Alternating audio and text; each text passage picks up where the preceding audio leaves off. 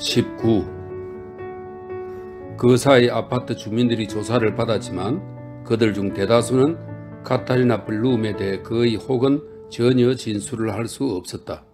사람들은 그녀와 엘리베이터 안에서 만나면 서로 인사를 나누는 정도고 빨간색 폭스바겐이 그녀의 차라는 것 정도밖에 모른다고 했다. 어떤 이는 그녀가 사장 비서라고 생각했고 어떤 이는 백화점의 한 부수장인 줄 알았다고 했다. 그녀는 항상 말쑥한 차림이었고 차가운 인상이었지만 깔끔하고 친절했다고 했다. 카타리나의 아파트가 있는 9층의 5가구 중 2사람만이 좀 더 가까이 본 것을 이야기해 줄 수 있었다. 한 명은 미용실 주인 슈밀 부인이었고 또 한 명은 발전소에서 일하다가 정년 퇴임한 전직 공무원 루비델이라는 남자였는데 이 둘의 공통된 진술은 당혹스러운 것이었다. 카타리나의 집으로 종종 한 신사가 찾아오거나 그녀가 신사를 데려오기도 했다는 것이다. 슈밀 부인의 주장에 따르면 방문은 2, 3주에 한 번으로 규칙적이었고 분명히 상류계층으로 40대 정도의 부드러워 보이는 신사였다고 한다.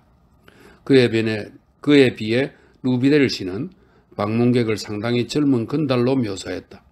방문객은 몇 번은 혼자서 몇 번은 블룸 양과 함께 아파트로 들어갔으며 지난 2년 동안 8번 내지 9번쯤 방문한 것 같다고 했다. 내가 목격한 것만 그렇다는 겁니다. 내가 보지 못한 것에 대해서는 당연히 아무 말도 할 수 없지요. 늦은 오후 카타리나에게 이 진술들을 들려주고 이 점에 대해 입장을 밝힐 것을 요구했을 때 질문을 분명히 하기 전에 그녀를 정중히 대하려 애쓰면서 그녀를 이따금 집까지 데려다 주었다는 신사들이 바로 이 신사 방문객들이지 않았겠느냐 하는 것을 넌지시 밝힌 사람은 다름 아닌 하허였다. 부끄러움과 분노로 머리끝부터 발끝까지 빨개진 카타리나 블룸은 신사가 집으로 찾아오는 것이 금지되어 있느냐고 시니컬하게 되물었다. 자신이 친절하게 만들어 놓은 다리에 그녀는 발도 들여놓지 않으려 하거나 혹은 그런 다리를 인식하지조차 못했기 때문에 하허도 다소 시니컬해져서 말했다. 지금 여기서 아주 중요한 사안을 조사하고 있다는 것을, 다시 말해 얼기설기 복잡하게 얽혀있고 경찰과 검사단이 벌써 1년 동안 매달려온 루트비 괴텐의 사건을 조사하고 있다는 것을 분명히 알아야 한다고.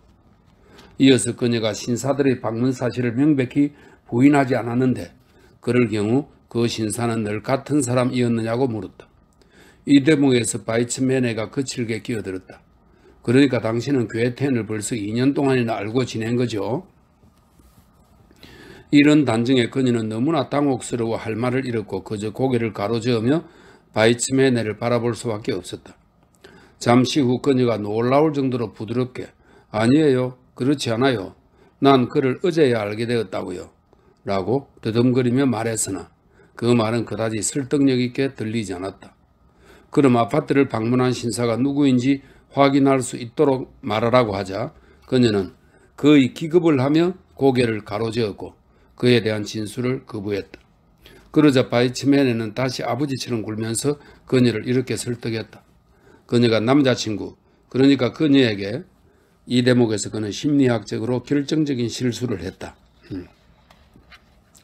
그러니까 그녀에게 치근대지 않고 다정하게 대해주는 남자친구를 한 명쯤 가지고 있다고 해도 전혀 흠이 아니며 어차피 그녀는 이혼했으니 정절을 지킬 의무가 있는 것도 아니라고.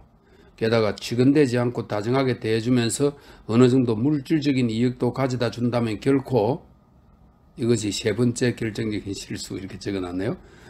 물질적인 이익도 가져다 준다면 결코 욕할 수 없다고 한 것이다. 이 말을 카타리나 블룸은 결국 마음이 상했다. 그녀는 계속 진술하기를 거부했고 감방으로 호송하거나 집으로 보내달라고 요구했다. 바이츠메네가 맥 빠지고 지친 모습으로 그 사이 저녁 8시 40분이 되었다고 되어 있네요. 맥 빠지고 지친 모습으로 경관 하나를 시켜 그녀를 집으로 데려다 주도록 하겠다고 선언하자 거기 있던 사람 모두가 황당해했다. 그러나 잠시 후 그녀가 자리에서 일어나 핸드백과 화장품 케이스 그리고 비닐봉지를 낚아채듯 집어들었을 때 그는 그녀에게 아주 급작스럽고 딱딱한 어조로 물었다. 대체 어떻게 그자 당신의 그 다정한 루트비히가 지난밤에 그 집을 빠져나갔던 거죠. 우리가 입구며 출구를 모조리 감시하고 있었는데 당신은 아파트를 빠져나갈 수 있는 길을 알고 있었고 그에게 그 길을 가르쳐준 게 틀림없어. 내가 그것을 찾아내고야 말 거요. 또 봅시다. 20. 카타리나를 집까지 데려다준 바이츠맨의 조수 메딩은 나중에 이 젊은 여자의 상태가 상당히 염려스러웠고 그녀가 무슨 짓을 저지르지나 않을까 두려웠다고 보고했다. 그녀는 완전히 녹초가 되어 기진맥진해 있었고 놀랍게도 하필 그런 상황에서 유머스러운 모습을 보여주었는데 어쩌면 그때야 비로소 그런 유머를 키운 것 같다고도 했다. 함께 차를 타고 시내를 지나고 있을 때 그가 농담삼아 지금 어디에도 얽매이지 않고 뒷일을 생각하지 않은 채 어디서 한잔하고 춤추러 갈 수 있다면 좋지 않겠느냐고 물었는데 그녀는 고개를 끄덕이면서 나쁘지 않을 거라고 어쩌면 기분이 좋아질 것도 같다고 대답했다고 한다.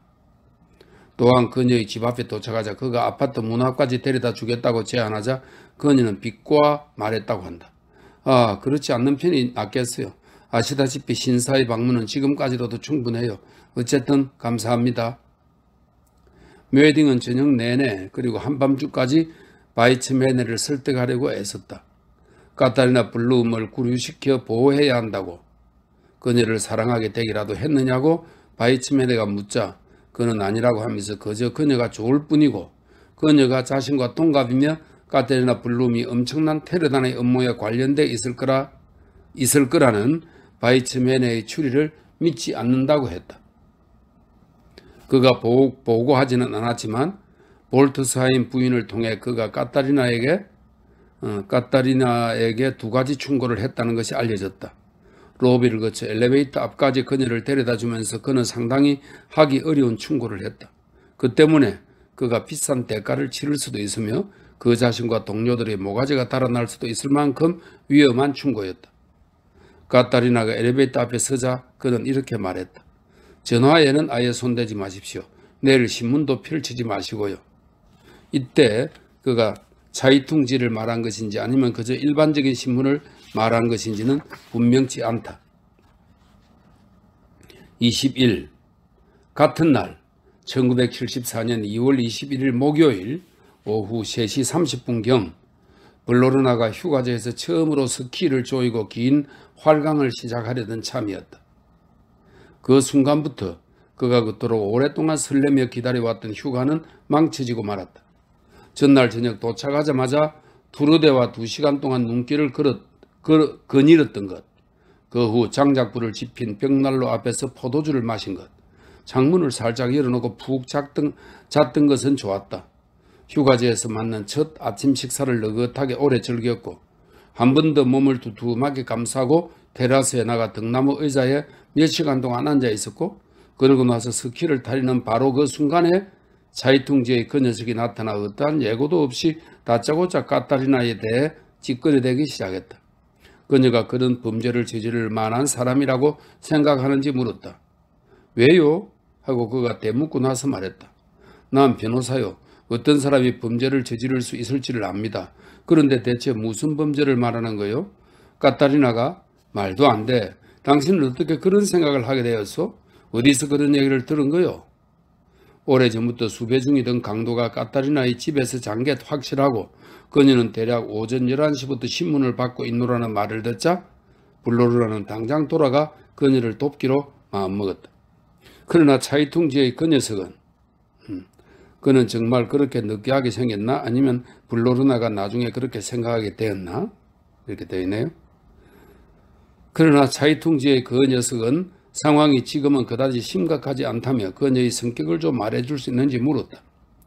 블로르나가 거절하자 그건 나쁜 징후이고 오해를 받을 수도 있다고 녀석이 말했다.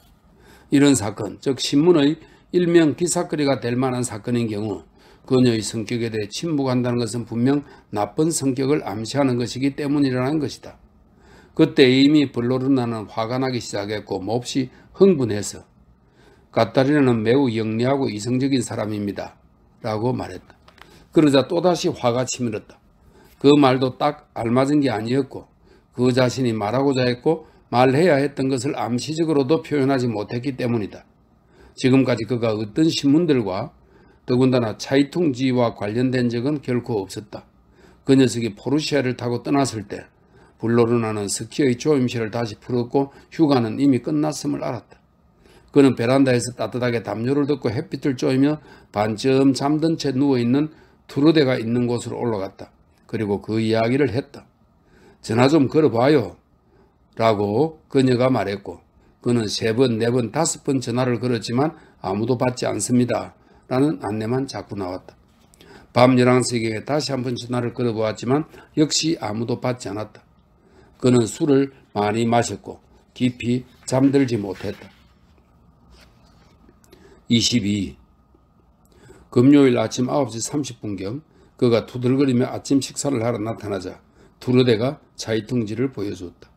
일면을 장식한 카타리나, 엄청나게 큰 사진, 아주 굵은 활자들. 강도의 정부 카타리나 블룸이 신사들의 방문에 대한 진술을 거부하고 있다. 1년 반 전부터 수배 중이던 강도이자 살인자인 루트비 괴테는 가정부 일을 하는 정부 카타리나 블룸이 그의 흔적을 없애고 도주를 눈감아주지 않았더라면 어제 잡힐 수도 있었다. 경찰은 블룸이 오래전부터 이 업무에 연루되어 있었다고 추측한다. 관로 속에 자세한 보도는 다음면 신사의 방문이라는 제하의 기사 참조. 그는 다음 면을 읽고 차이퉁지나 카타리나는 영리하고 이성적이라는 자신의 표현에서 얼음처럼 차고 계산적이다 라는 말을 만들어냈고 범죄성에 대한 일반적인 입장을 표명한 말에서는 그녀가 전적으로 범죄를 일으킬 수 있다 라는 말을 만들어냈음을 알게 되었다. 진짜 가짜뉴스네요. 네, 기사가 나오네요. 게멜스 브로이 신부는 다음과 같이 진술했다. 나는 그녀가 무슨 짓이든 할 수 있다고 믿습니다. 그녀의 아버지는 위장한 공산주의자였고 어머니는 내가 처근한 마음에서 한동안 청소부로 일하게 해주었더니 미사용 포도주를 훔쳐 제2실에서 정부와 술판을 벌인 적이 있지요.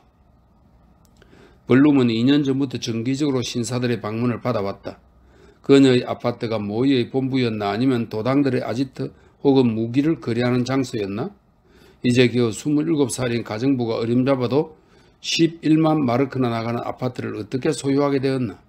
그녀가 은행에서 강탈한 돈의 분배에 관계했나? 경찰은 계속 수사 중이다. 검찰은 대대적인 수사력을 동원하고 있다. 내일은 보다 더 집중 보도.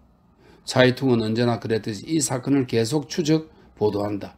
배후 관계에 대한 전반적인 소식은 내일 주말판에서. 오후에 비행장에서 블로르나는 그 직후 어떤 일이 연이어 일어났는지 다시 생각해 보았다. 오전 10시 25분 아주 흥분한 리딩의 전화. 그는 당장 돌아와 알로이스와 연락을 취해보라고 간곡히 부탁했다. 알로이스 역시 아주 흥분해서 제정신이 아니라는데 그의 그런 모습을 본 적이 없어서 믿기지 않는다. 지금 그는 바트 바델리에서 열리는 기독교 기업가를 위한 회의에서 주제 강연을 하고 기본 원칙에 관한 토론회를 주재해야 한다. 오전 10시 40분 카타리나의 전화. 내가 만일 차이퉁에 실린 대로 말했는지 물었다. 내가 정말 차이퉁에 실린 대로 말했는지 물었다.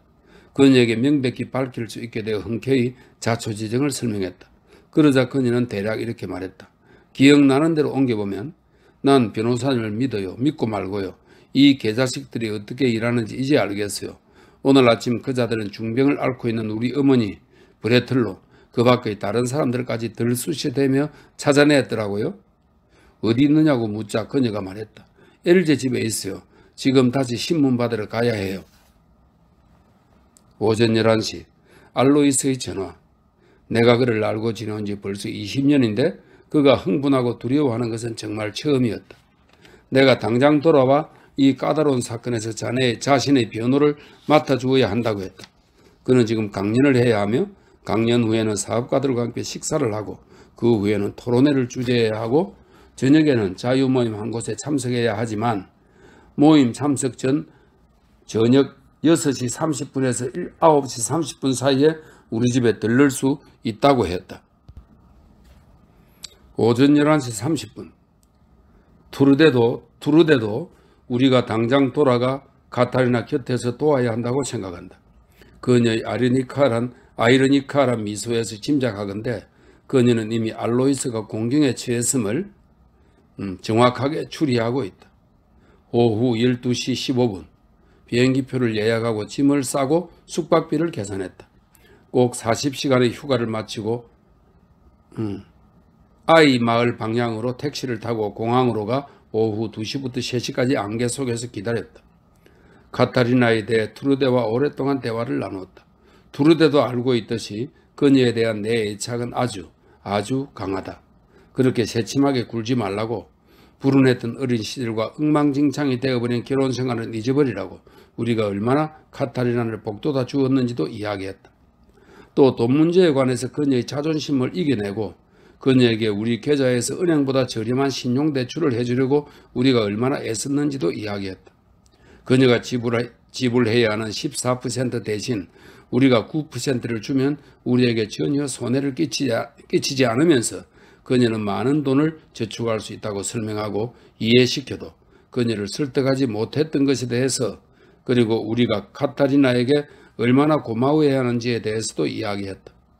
그녀가 차분하고 친절하게, 또한 계획성 있게 집안일을 도맡아 해준 후로 우리의 지출이 현저하게 줄어들었을 뿐 아니라 그녀 덕분에 직장 생활을 하는 우리 둘 다 가사노동에서 자유스러워질 수 있었던 것, 이것은 돈으로 환산할 수 없는 것이다. 그녀 덕분에 우리는 결혼과 직장 생활로 부담스러웠던 5년간의 뒤죽박죽 생활에서 벗어날 수 있었다. 오후 4시 30분경 안개가 그칠 기미가 보이지 않아 우리는 기차를 타기로 했다. 투르데의 충고대로 나는 알로이스 슈트로 입레드에게 전화를 걸지 않는다. 택시를 타고 역으로 가서 오후 5시 45분 발 프랑크푸르트행 기차를 탄다. 고통스러운 여행, 역겨움, 날카로워지는 신경, 심지어 투르데는 심각해지고 흥분까지 한 상태. 그녀는 엄청난 불행을 예감한다. 그러다 완전히 지친 채 문 안에서 기차를 갈아탔을 때는 침대칸을 잡을 수 있었다. 우리 두 사람은 카타리나와 관련해서는 걱정을, 리딩과 슈트로 임레드와 관련해서는 분노를 느끼게 되리라 예상하고 있다. 23.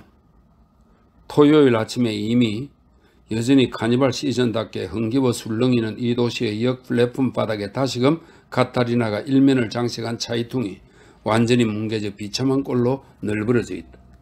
이번에는 한 사복 경찰이 동행하는 가운데 경찰서 계단을 내려오고 있는 모습이었다.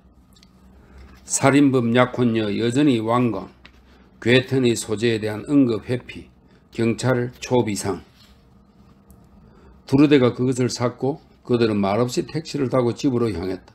투르데가 대문을 여는 동안 블로르나가 택시비를 내자 기사가 차이퉁을 가리키며 말했다. 당신도 거기에 나왔죠. 난 당신을 금방 알아보았어요. 당신은 분명히 그 변호사이자 이 창녀의 고용주잖아요. 그는 팁을 많이 지나치다 싶을 정도로 주었고 택시기사의 표정에는 목소리에서 묻어나는 것처럼 그렇게 남의 불행을 고소해야 하는 기미는 없었다. 트렁크, 가방들과 스키 장비를 현관한 복도까지 들여다 주고는 친절하게 안녕히 계세요 라고 인사했다.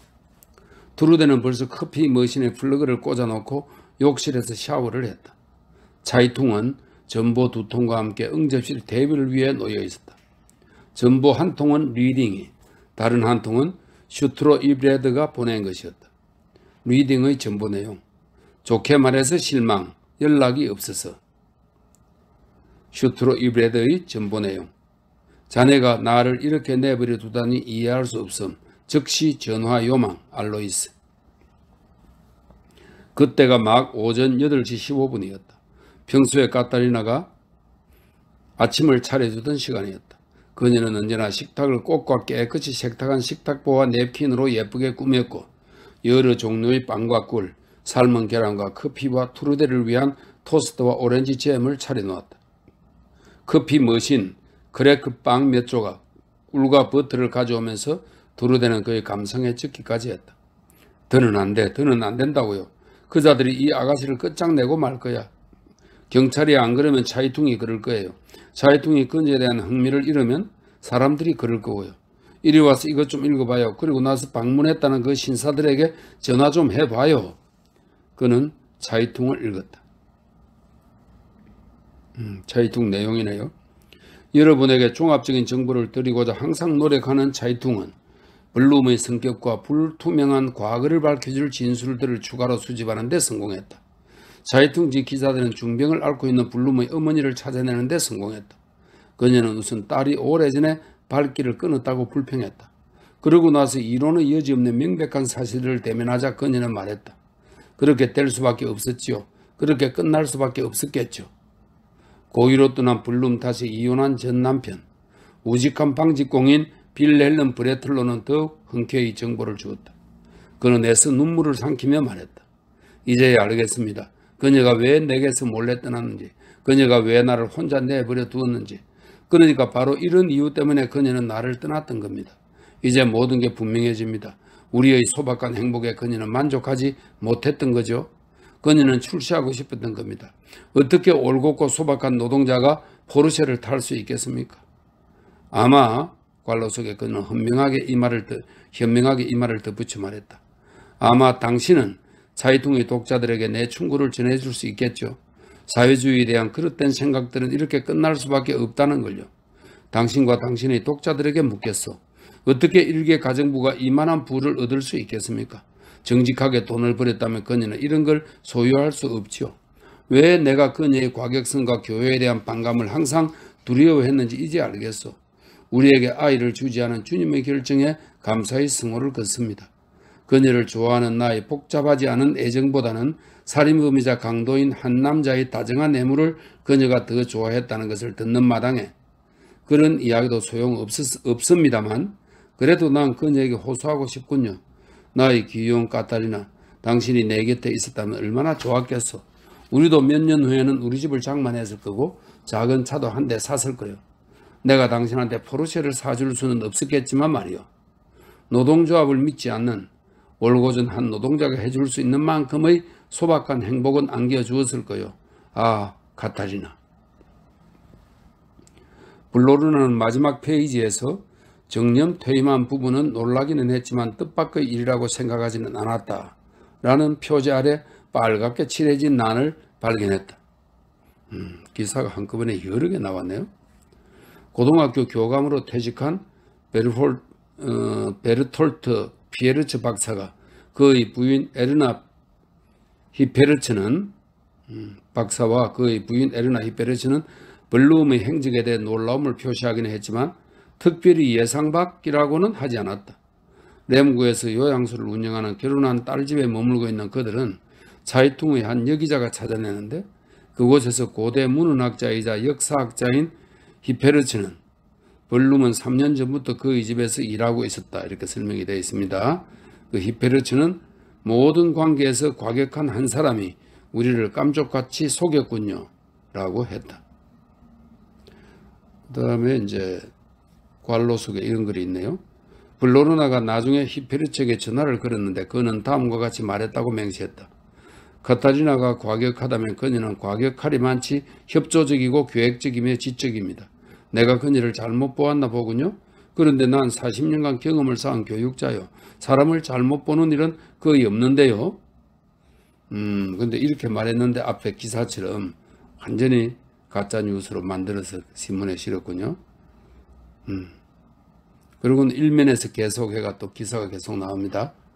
자이퉁은 완전히 의기소침해진 블룸의 전 남편을 게멜스 브로이의 타악과 관악기 연주단 리허설 때 찾아내는데 그의 눈물을 보이지 않으려고 돌아섰다. 나이든 농부 메펠스가 말했듯이 다른 회원들도 소름 끼쳐하며 카타리나를 외면했다. 그녀는 항상 기이했고 항상 새침하게 굴었노라고 했다. 올고전 한 노동자의 순수한 카니발 기분은 아무튼 깨지고 말았을 것이다. 마지막으로 정은 풀장에 있는 블로르나와 투르데를 찍은 사진이 실려있다. 사진 아래 설명은 다음과 같다. 한때 빨갱이 투르데로 알려진 이 여자와 이따금 좌파로 통하는 그녀의 남편은 어떤 역할을 하고 있는가? 호아빌라의 수영장 앞에서 부인 드루데와 함께 포즈를 취한 고소득의 산업재 변호사 블로르나 박사. 24. 여기에서는 영화나 문학에서 회상법이라고 일컬어지는 일종의 역류법을 써보아야 한다. 블로르나 부부가 울적하고 상당히 절망스러운 심정으로 휴가에서 돌아온 토요일 오전에서 카타리나가 재차 신문을 받기 위해 경찰서로 소환된 금요일 오전으로 되돌아가 보아야 한다. 이번에 블룸은 플래치 부인과 가볍게 무장한 중년의 남자 경관에 의해 그녀의 아파트가 아닌 볼트스하임 부인의 집에서 인행되었다. 카타리나가 볼트스하임 부인의 집으로 차를 몰고 온 것은 새벽 5시경이었다. 여 경관은 카타리나를 그녀의 아파트가 아닌 볼트스하임 부인의 집에서 발견하게 될 거라는 것을 이미 알고 있었음을 굳이 숨기지 않았다. 관로 속에 당연히 블로르나 부부의 희생과 고생을 잊지 말고 다시 상기해야 한다. 휴가 중단, 택시로 1I 마을이 있는 비행장으로 가서 안개 속에서 기다림, 택시로 기차역으로 감, 블랑크푸르트행 기차 승차, 문안에서 갈아탐, 침대칸에서 흔들리며 시달리다가 방금 전 이른 아침에 집에 도착, 바로 신문을 봄, 나중에 물론 뒤늦게 블로르나는 차이퉁의 기자놈에게 카타리나가 신문을 받았다는 얘기를 듣고 하허가 아닌 그녀에게 전화한 것을 후회했다. 이렇게 되어 있네요. 금요일에 열린 카타리나의 두 번째 신문에 참석한 사람들. 지난번과 마찬가지로 메딩, 플래츠, 고르텐 검사와 하허 검사. 블룸이 언어에 예민한 것을 귀찮게 느끼고 지나치게 정확한 척한다고 표현했던 조서 작성자 안나 룩스트. 이 모두에게 유독 바이츠맨의 기분이 눈에 띄게 좋아 보였다. 그는 두 손을 비비면서 신문실로 들어와 카타리나에게 아주 호의적으로 대했고 다소 거칠었던 언행을 사과하며 그것은 자신의 성격 탓이지 업무 특성 때문이 아니라고, 자신은 그다지 세련된 놈이 아니라고 말했다. 그러고는 그 사이 작성된 압수 물건 목록을 가지고 신문을 시작했다. 문제가 되었던 것은 다음과 같다. 1. 작고 낡은 초록색 수첩. 이 수첩에는 전화번호만 적혀 있었고 그 사이 그 번호들을 검토 확인한 결과 어떠한 의혹도 발견하지 못했다. 카타리나 블룸은 이 수첩을 벌써 10년은 사용한 게 틀림없다. 괴텐의 필적을 찾아보았던 필적 감정사는 관로 속에 괴텐은 무엇보다도 탈행병이었고 군복무 시 사무실에서 일한 적이 있어서 잡힐 흔적을 많이 남겼다. 이렇게 되어 있네요. 괴텐의 필적을 찾아보았던 필적 감정사는 그녀의 필체가 보이는 발전상을 아주 일반적인 것으로 보았다. 정육점 주인 게르버의 전화번호를 적었던 16살 소녀, 거르텐 의사의 전화번호를 적었던 17살의 소녀, 페너른 박사 집에서 일했던 20살의 여자, 나중에 식당 주인들, 레스토랑 주인들, 동료들의 전화번호와 주소들을 기입한 여인의 필적. 2. 스파카세 은행, 스파카세 독일의 실제하는 은행으로 저축은행이라는 뜻이랍니다. 스파카세 은행의 거래 명세표들, 명세표 가장자리에 적힌 블룸의 필적으로 기장 변경이나 차감이 정확하게 확인되어 있었다. 입금, 출금, 모든 것이 정확하고 자금 이동 내역 중 의심할 만한 것은 전혀 없었다. 그녀의 장부 기입도 마찬가지였고 작은 서류칠에 묶여있던 메모지와 각종 통지서도 그러했다. 그 서류칠에는 그녀가 우한 강변의 3이라는 아파트를 자기 소유로 분양받은 회사 하프텍스에 지불해야 할 상황을 기입해 두었다. 그녀의 납세 신고서, 납세 고지서, 세금 지불 역시 아주 꼼꼼하게 검토되었고 회계 전문가가 일일이 살펴보았지만 어디에서도 숨겨진 목돈은 찾을 수 없었다.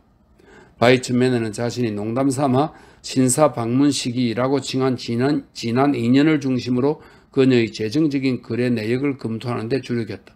아무것도 발견하지 못했다.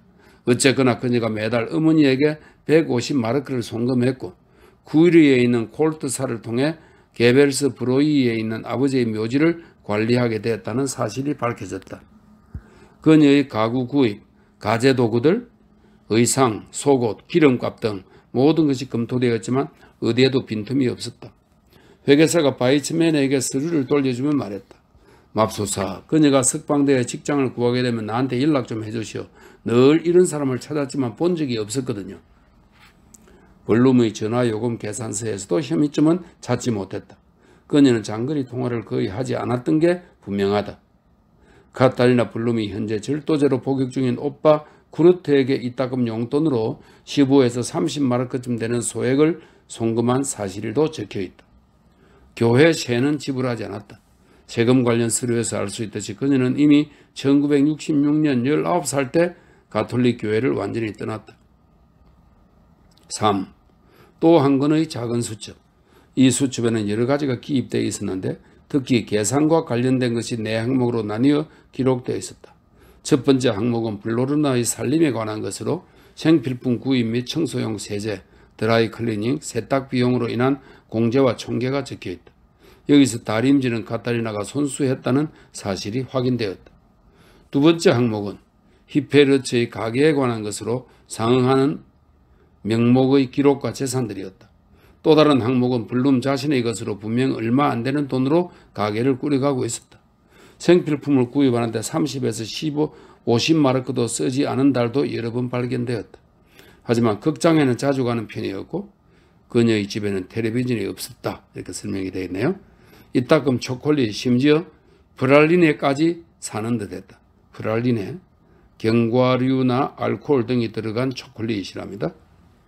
네 번째 항목에는 블룸의 시간의 근무 내지 부업으로 인한 소득과 지출이 적혀 있었고 작업복 구입 및 세탁 비용, 그녀가 지불해야 할 몫의 폭스바겐 유지비가 들어있었다. 여기서 그 기름값 계산해서 바이츠맨네는 모두가 놀랄 만큼 친절하게 끼어들어 그녀에겐 비교적 큰 액수의 기름값이 어디서 났는지 물었다. 그 기름값은 그녀 자동차의 주행거리 표시기가 보여주는 현저히 높은 숫자와도 관련되어 있다. 블로르나 씨 집과의 왕복거리는 약 6km, 히페르츠 씨 집과의 왕복거리는 약 8km, 볼트사인 부인의 집에 다녀올 때는 약 4km 거리라는 것을 이미 확인했다고 한다. 넉넉히 계산해서 평균 잡아 한 주에 한 번 시간에 근무를 한다 치고 이건 역시 넉넉하게 계산해서 20km로 보고 이를 하루 주행거리로 바꾸어 계산하면 약 3km 정도는 더 생각한다면 매일 대략 21km에서 22km를 달리는 셈이다. 물론 그녀가 볼트사인 부인을 매일 방문하지는 않았을 거라는 것도 고려해야 하지만 그것은 차치 하겠다고 한다. 그래서 1년에 8,000km 정도를 달린 것이 되지만 요리사 클로르머와의 서명 계약서에서 볼 수 있듯이 그녀가 2년 전에 이 자동차를 넘겨받을 때 이미 주행거리가 56,000km였다고 한다. 거기에 2 곱하기 8,000을 더하면 그녀의 자동차 주행거리는 지금 72,000 정도여야 하는데 실제로 거의 102,000km에 달한다고 한다. 지금 밝혀졌듯이 그녀는 게멜스 브로이에 있다가 나중에 구이르 허자켈의 요양원으로 옮긴 어머니를 이따금 방문했고 가끔 감옥에 있는 오빠도 방문했지만 게멜스 브로이나 코이르 허자켈까지의 거리는 왕복 50km 정도였고 오빠한테 다녀오는 거리는 약 60km라고 한다. 그럼 매달 한 번, 아니 인심 써서 매달 2번 방문한 것으로 계산하면 그녀의 오빠는 1년 반 전부터 복역 중이고 그전에는 게멜스 브로이의 어머니 댁에 살았다고 한다. 그러면 물론 2년으로 계산해서 4,000에서 5,000km를 더한다 해도 여전히 25,000km는 설명되지 않는다는 것이다. 그녀가 대체 어디를 그리 자주 차를 몰아다녔는지, 그러면 그는 정말 다시 무리한 암시를 하고 싶지는 않지만 그래도 그녀는 그의 질문을 이해해야 한다고 말한다. 혹시 누군가를 아니면 여러 명의 사람을 어디선가 대체 어디서 만났다는 건가? 말에게 빠져들듯 물론 놀라워하면서 들었던 사람은 카타리나 블룸뿐만이 아니었다. 그 자리에 있는 사람 모두가 바이츠메네가 부드러운 목소리로 제시하는 계산에 귀를 기울였다. 바이츠메네가 그 모든 것을 계산해 보이면서 의문을 제기하는 동안 블룸은 화가 난 게 아니라 그는 놀람과 경탄이 뒤섞인 긴장감을 느끼는 듯 보였다. 그가 말하는 동안 그녀는 25,000km에 대한 해명은 찾지 않고 자신이 언제 어디서 왜 어디로 차를 몰고 갔었는지 스스로 분명하게 짚어버리고 했기 때문이다. 신문을 받기 위해 자리에 앉았을 때 그녀는 이미 놀랍게도 별도 뻣뻣하게 굴지 않았고 거의 부드럽다고 할 정도였으며 심지어 겁을 내는 듯 보이기도 했고 차를 받아들면서 차값을 내겠다고 고집을 피우지도 않았다. 그리고 지금 바이츠메네가 계산을 제시하면서 질문을 마치자 여러 사람들, 아니 그 자리에 있던 사람들 거의 모두의 진술에 따르면 죽음과 같은 정적이 깔렸고 그들은 기름값을 계산하지 않았더라면 쉽게 지나칠 수도 있었을 어떤 확신을 근거로 여기 누군가가 블룸의 내밀한 비밀을 제대로 파고들었다고 생각하는 듯했다. 지금까지는 그녀의 삶이 사실 아주 일목요연하게 묘사되었는데 말이다. 네, 카타리나 블룸이 말했다. 여기서부터 그녀의 진술은 기록되었고 그것을 여기에 그대로 제시한다. 맞아요. 내가 지금 빨리 암산해 보았는데요. 하루에 30km 이상 뜁니다. 그것에 대해 깊이 생각해 본 적도 없고 기타 경비도 생각하지 않았지만 난 이따금 그냥 이리저리 차를 몰고 다닙니다. 그냥 정말 아무 생각도 하지 않고 목적지도 없어요. 그러니까 뭐랄까 목적지가 저절로 생겼어요. 다시 말해 그냥 그렇게 가게 된 방향으로 남쪽 코볼렌츠나 서쪽 아이엔으로 향해서 아니면 저 아래 라인강 하류 쪽으로 차를 몰고 갔어요. 매일 그랬던 건 아닙니다. 얼마나 자주 아니면 얼마 만에 한 번씩 그랬는지 말씀드릴 수는 없군요.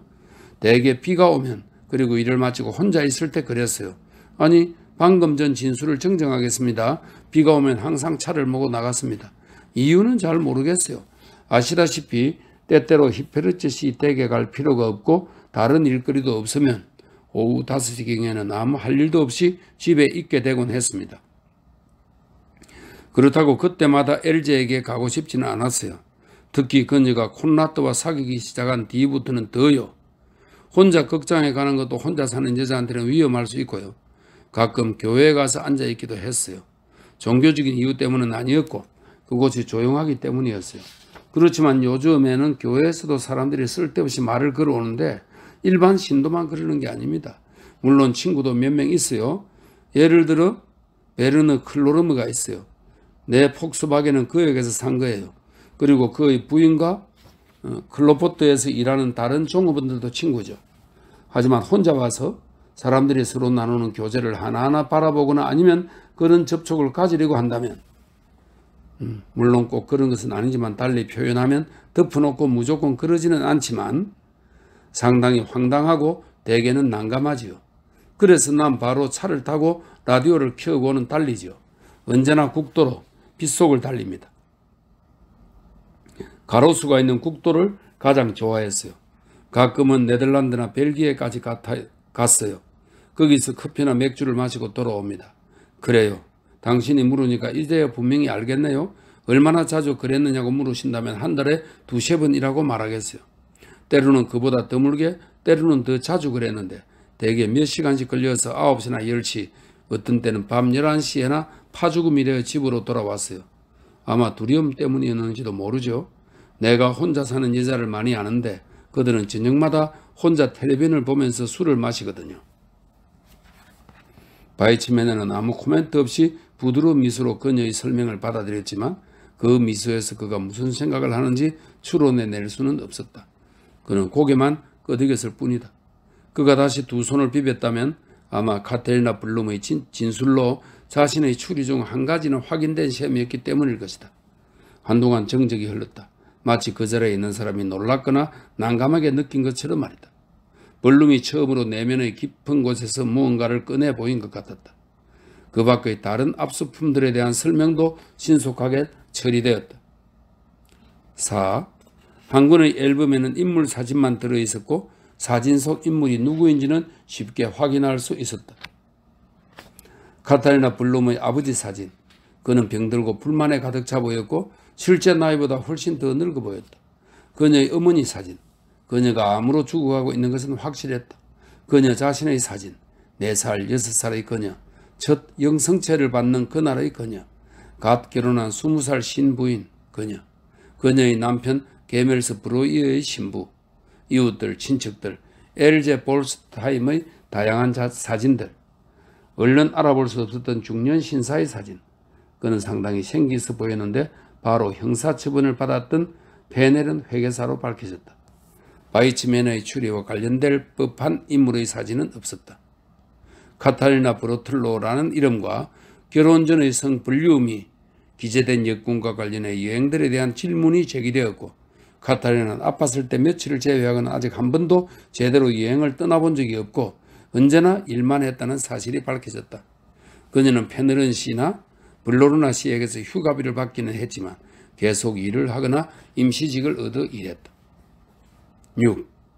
낡은 프랄린의 상자, 내용 물은 편지 한 통, 그녀의 어머니, 오빠, 남편, 볼트사인 부인에게서 받은 편지로 모두 합쳐 한 다섯도 되지 않았다. 어느 편지에도 그녀의 혐의와 관련해 단서가 될 만한 것은 전혀 없었다. 그 밖에 이 상자에는 독일군 상병 시절의 아버지와 타악기 연주단의 단복을 입은 남편의 모습을 담은 낡은 사진이 몇 장 더 있었고 격언이 쓰여있는 달력에서 찢어낸 종이 몇 장, 자기만의 요리법을 직접 써서 모아둔 꽤 두툼한 묶음, 그리고 소스 만들기에 쉐리주를 활용하는 방법에 관하여라는 소책자가 들어있었다. 7. 각종 자격증, 졸업증, 정서, 이혼서류 일체, 그리고 그녀가 소유한 아파트와 관련해서 공정한 증명서들이 묶여있는 서류철 하나. 8. 열쇠꾸러미 3개, 그 사이 그녀 아파트, 블로르나 씨와 히페르츠 씨의 집 열쇠와 여러 장롱 열쇠라는 것이 검토 확인되었다. 위에 제시된 물건들에서 어떤 혐의점도 발견되지 않았고 조서에도 그렇게 기록되었다. 자동차 기름값과 주행 거리에 대한 카타리나 블룸의 설명이 아무 코멘트 없이 받아들여졌다. 바이츠맨에는 이 순간에야 비로소 브릴런트 컷을 한 다이아몬드가 박힌 루비 반지를 주머니에서 꺼냈다. 카타리나에게 내밀기 전에 옷소매에 문질러 반짝거리게 닦았던 걸로 보아 반지를 싸지도 않은 채 주머니에 넣어둔 모양이었다.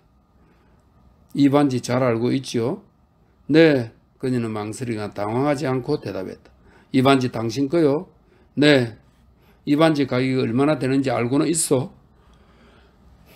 자세히는 모릅니다. 그리 비싸지는 않을 거예요. 자, 그럼 바이츠맨은 친절하게 말했다. 우리가 반지 감정을 해보았습니다. 신중을 기하기 위해 경찰서 전속 감정사뿐만 아니라 어떠한 경우에도 당신에게 부당하지 않도록 이 도시의 보석 전문가에게도 감정을 의뢰했습니다. 이 반지는 8천에서 만 마르크 상당의 값어치가 나갑니다. 그걸 몰랐나요? 당신 말을 믿겠소. 그렇지만 당신이 어떻게 이 반지를 갖게 되었는지는 설명해 주어야겠소. 강도죄는 이미 확인되었고 살인사건의 유력한 용의자이기도 한 범인을 수사하는 과정에서 나온 이런 반지는 결코 사사로운 것이 아니며 수백 킬로미터의 빗길을 몇 시간 동안 자전거를 타고 달리는 것처럼 사적이거나 내밀한 것도 절대 아닙니다. 대체 이 반지는 누가 준 거요? 괴텐이요? 아니면 방문한 신사요? 그것도 아니면 당신은 농담처럼 이렇게 불러도 된다면 숙녀 방문객인 당신은 수천 킬로미터의 빗길을 달려 도대체 어디로 간 거요? 어느 보석상에서 이 반지가 나왔는지 구입한 건지 훔친 건지 우리가 조사 확인하는 것은 쉬운 일입니다. 그렇지만 난 당신에게 기회를 주고 싶소. 나도 당신이 직접 범죄에 가담했다고는 생각하지 않소. 하지만 당신이 너무 순진하고 지나치다 싶을 정도로 낭만적이라는 생각이 듭니다. 당신은 나에게, 우리에게 어떻게 설명하겠소?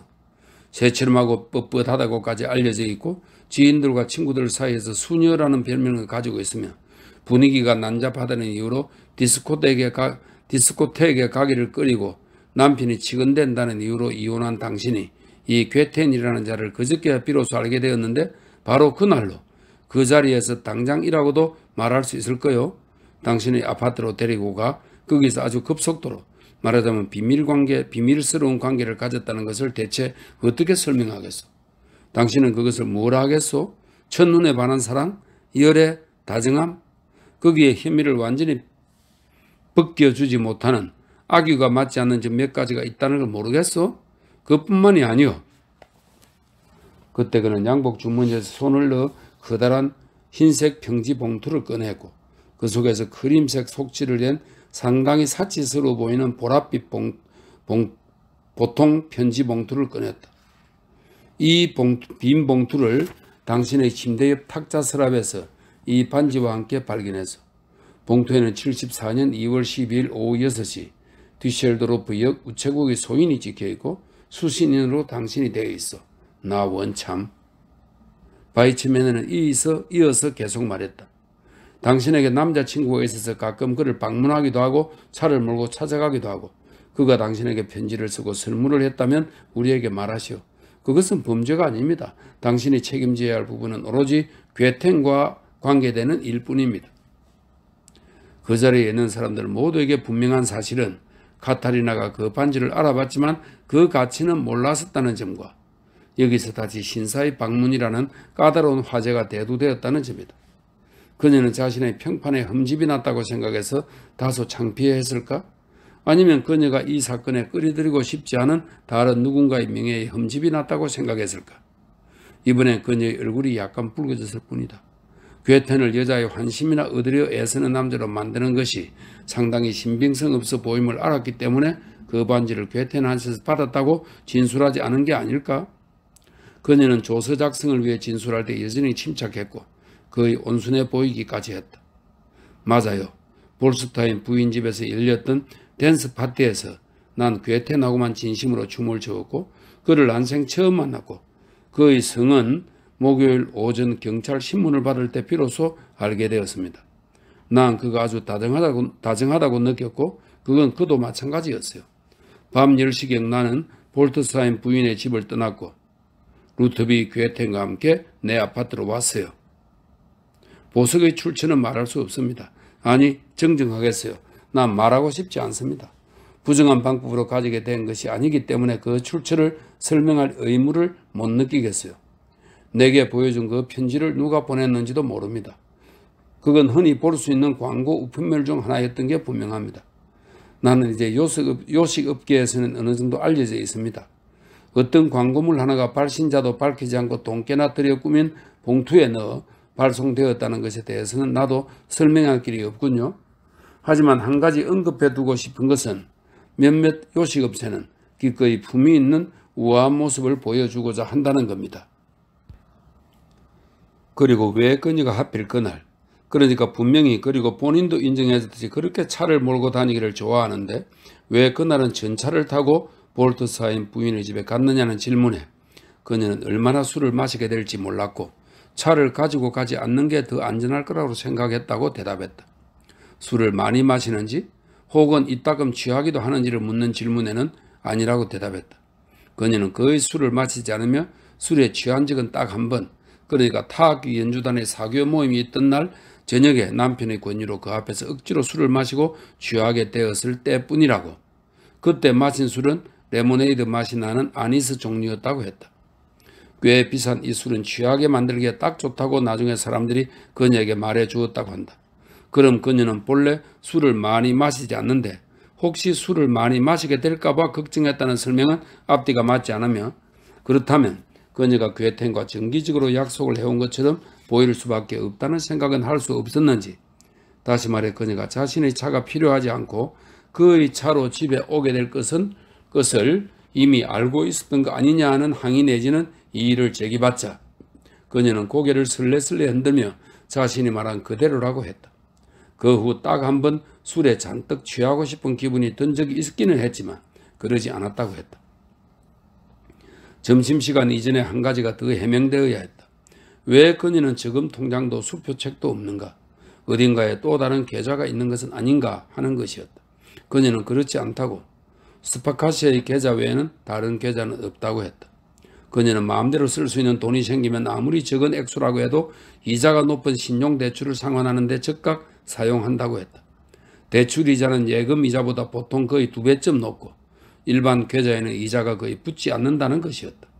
게다가 수표 거래는 너무 비싸고 번거롭기 때문에 전기세와 전화요금 등의 공과금, 생활비, 자동차 유지비는 현금으로 지불한다고 했다. 25. 긴장이라고도 할 수 있는 정말로 불가피한 정체된 상황들이 있다. 물을 뺀 바닥이 금방 보이도록 모든 원천의 방향을 단숨에 그리고 한꺼번에 돌리고 바꿀 수는 없기 때문이다. 그러나 불필요한 긴장을 피해야 하고 여기서는 이날 금요일 오전에 바이츠맨의 뿐만 아니라 카타리나도 그렇게 완곡하게 거의 부드럽다고 할 정도로 온순했던 까닭이 무엇이었는지 설명되어야 한다. 카타리나는 심지어 겁을 먹었거나 위축된 듯 했다.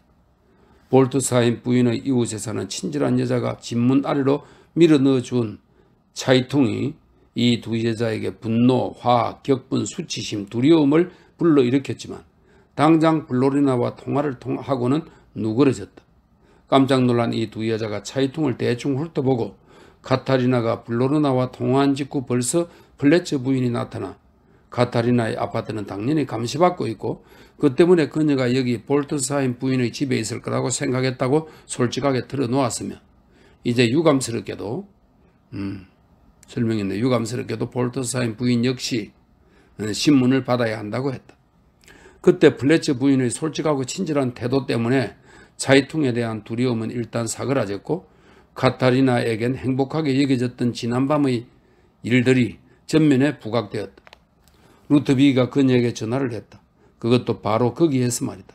그는 그토록 사랑스러웠고 그래서 화가 나는 일에 대해서는 그에게 이런 방구도 하지 않았다. 그가 자신이 바로 이런 고통의 근원이라고 느껴서는 안 되기 때문이다.